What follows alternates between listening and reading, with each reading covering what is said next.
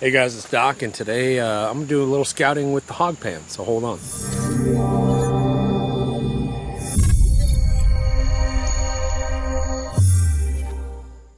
Hey guys, it's Doc, and today I came down here to run the power pig, and I ran the power pig, and we ran some of this nasty excavated soil. Really didn't find any gold. I only ran a few buckets, but I only found a couple of specks of gold. So I figured I had the hog pan, I got the equipment put up. Again, I'm by myself.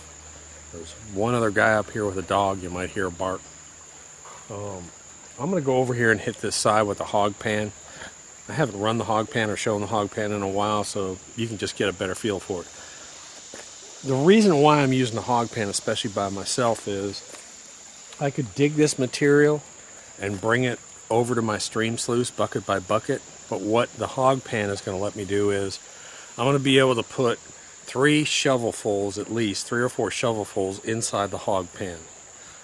10 seconds of shaking, dump out the rocks, and I'll reduce it to about a cup. So 3 shovelfuls, that's about half a bucket, maybe 2/3 a bucket.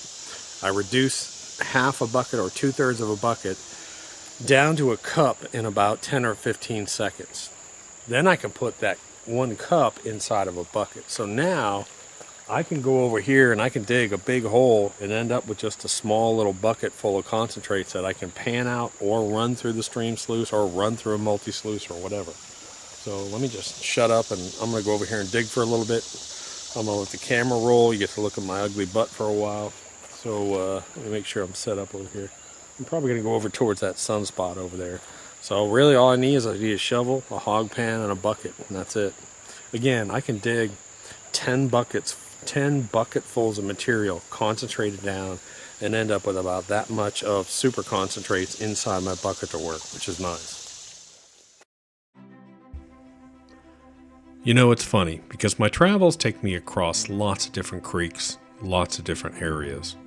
Every time I look at these areas, I have the same thoughts that most people have. I wonder where the gold is lying. I think that's one of the key points of the hog pan. As I look at these creeks, visually look at them, I can pretty much pick where I want to prospect and where I think the gold will be. However, experience has taught me that where you will actually find the gold is often not where you think the gold might be. That's why test panning is so critical. I like to use the hog pan because I can go out and do large-scale testing. I can get 3, 4, 5 buckets full of material concentrated down to only a small amount that I can carry out and get a real good sample test on. Single pans usually don't tell you the whole story. That's why I like to use the hog pan, take a large test sample, record my sample, and that way I know what kind of gold is in the ground that I'm working.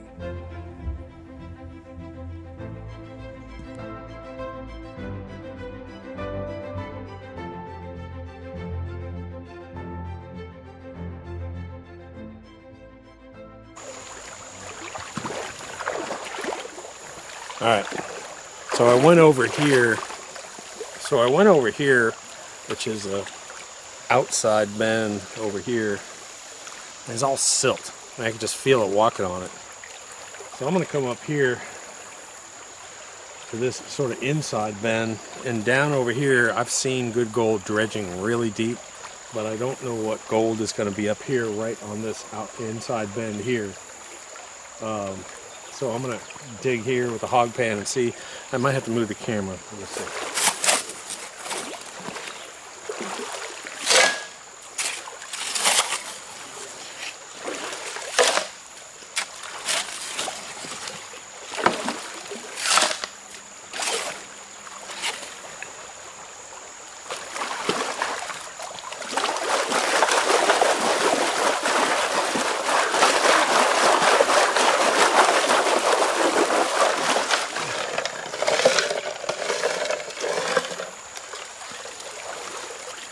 So you can see I took down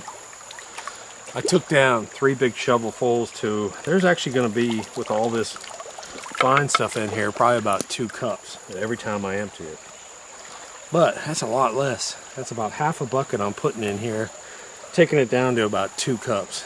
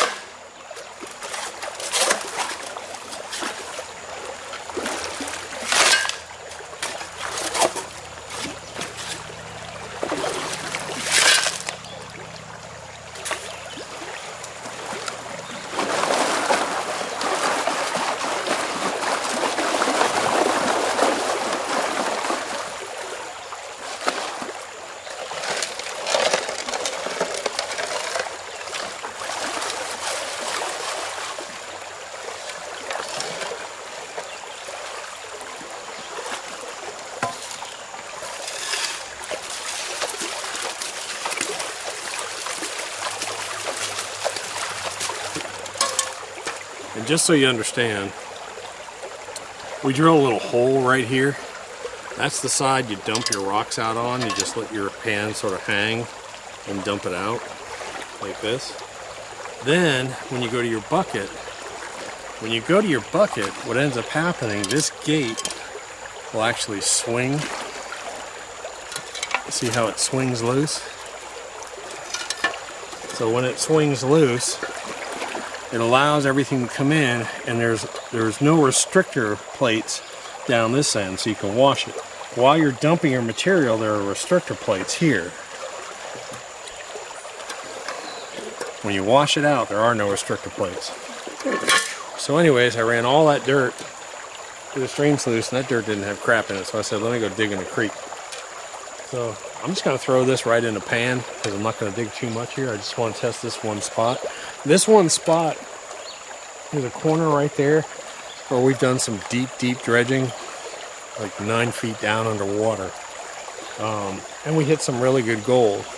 And we know that there's an old mine shaft, not an old mine shaft, an old mining operation, probably from the 1800s, was up here because we found a little bit of mercury. But I never have really worked this corner, this inside corner. So let me go ahead and put it in the pan and see what happens.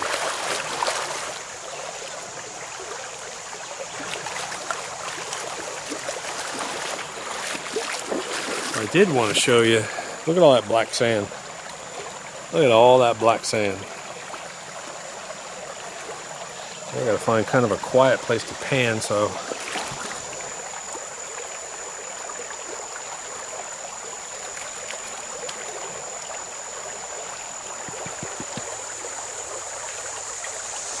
couple of specks of 100 mesh gold, and that's about it. So let me work a little bit more. Whew. Oh my goodness, man. Here's my warning about the hog pan. It'll get you in shape. Just to warn you, watch your back. Make sure you watch the videos about how to hold it properly. I'm running a little bit low on battery here, so I went ahead and I did 15 more hog pans, and I moved a little bit more towards the center of the creek, over where that steep flow was. And that took me probably close to half an hour. But let me get it over here. After panning it down, let me show you what I got here.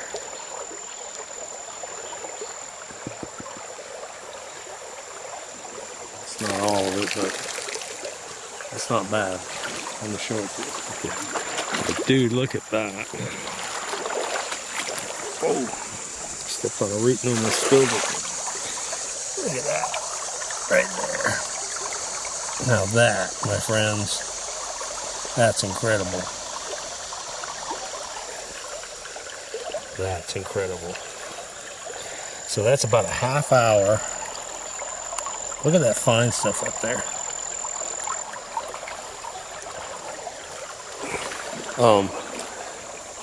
Again, I dug for about another half an hour. I'm soaking wet.